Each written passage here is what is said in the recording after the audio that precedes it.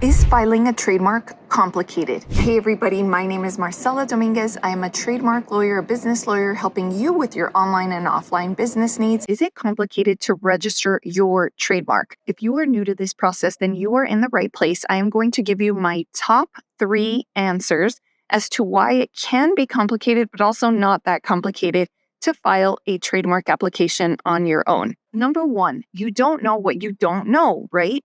Whenever you try something new for the first time, you're not sure if you're going to do it right. Just like when you started learning how to walk, you didn't really know whether you were doing it right, but the only way to figure it out was to simply try. Along the way, you just had to keep trying and get back up and get back up. But for lots of you, that is not reasonable because you can't keep spending money on a trademark application in case it keeps failing. So you want to make sure you get it done right the first time. And that is where things can go wrong, is you really are banking on the fact that you are doing everything right on the first go around. What sorts of things could go wrong though? Well, when you fill out the application, there are going to be questions that you definitely know the answers to, like your name, your business's name, who you want to own the application, what is it that you're filing this registration for? Is it for a logo or a word mark? Those sorts of things, obviously you know the answers to. But what are the things that can go wrong? Well, whenever you're filing a trademark application, you have to be very, very careful that you don't receive an office action.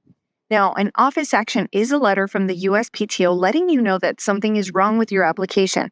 If you do not fix those issues, then your application is going to stay at a standstill.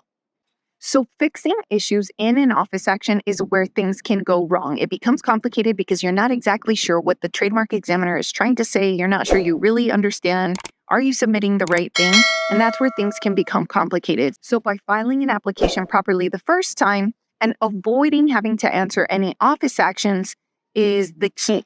If you don't think that you have mastered that ability, then make sure to contact me, send me an email down below because it's always free to do so, and I'm happy to answer your questions.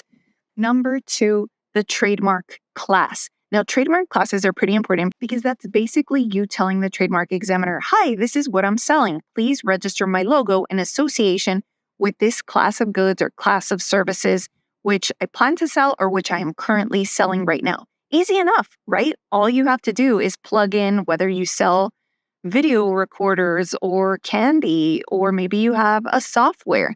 So it sounds relatively simple. How hard can that be? How can you mess that up? Especially when in the application, it provides you with a manual and it provides you with the ability to type in your own text. Well, this is where it becomes tricky. If you are willing to choose a standard written out class description, then great. And if it matches what you sell, then great, because all you have to do is fill in the blanks with what it is that you sell and use the rest of their description. But what if what you sell does not exactly fit that description and you want to customize your description? It is really, really important that you match the description with what you are actually selling. And this is where people go wrong. They think, oh, how hard is it to describe the one item that I sell? Okay, so simple enough. I'll give you that.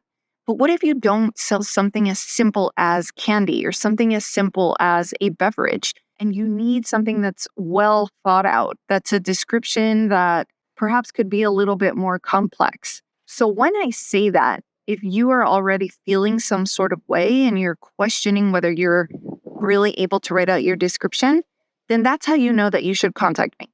Because if you write something that doesn't match what you sell, or you think it does, but you're uncertain, that is where you want to make sure that you do it properly. Because if you don't, it's going to mess up your whole application and you might potentially have to start all over. So if you have something really simple that can be described in one word, okay, then sure, it might be easy. But if you have something that can't necessarily be described in one word, that requires a little bit more thought, that is more technical, then you definitely want to reach out and make sure that that description is well thought out and matches exactly what you're selling. Number 3, planning for the future. Now, I know you're probably thinking, what does she mean planning for the future when it comes to whether it's complicated to file a trademark application? Well, let me tell you that if you strategize correctly, you will be able to include other things that you are not currently selling right now, but you do plan to sell in the future. So lots of times applicants will not include what it is that they plan to sell. And they'll just say, okay, if I'm going to sell candy later on, then I'll just file an application later on down the road. And at that point, you'll have to pay the USPTO fees again. So I do often get the question, can I include X, Y, and Z, even though I'm not selling X, Y, and Z yet, but I know that I do want to sell it in the future? For those types of situations, I don't recommend that you file on your own because you're going to have multiple classes with multiple statuses. So you can have multiple statuses for different classes within your application if you are that person that wants to include things that you aren't selling now, but you will in the future. So basically, you're going to have an application that reflects, one, things that you're selling now, and two, things that you're not currently selling, but that you do plan to sell in the future. And that sounds simple on its face, but the reason it can become complicated is because you have to file specific forms in the future with regard to those classes in which you are not currently selling those products or services yet. So you have to fill out those forms at a specific point in time.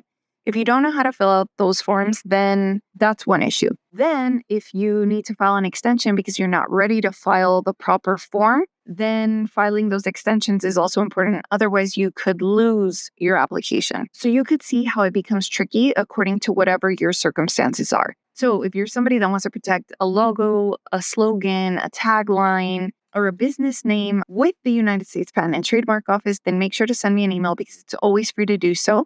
You can go on to marcellatm.com. You will see a growing list of happy customers that we've helped. And honestly, we strive to make every single one of you happy. So if you are interested in being a happy customer or there's something that we can help you with, make sure to send us an email. But don't forget to catch this video right here to understand more about the trademark application process and to see what kind of circumstances may or may not apply to you. For example, if you're not yet selling the products or services that you want to be selling, what should you do? Check that video out right there. And tell me in the comments down below, which of these 3 points helped you the most?